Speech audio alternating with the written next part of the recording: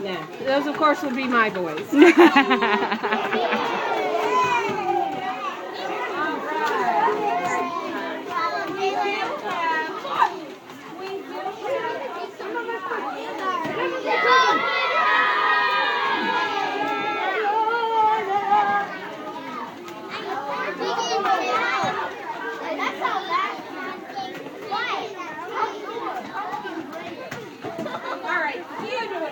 We read it. We got it done.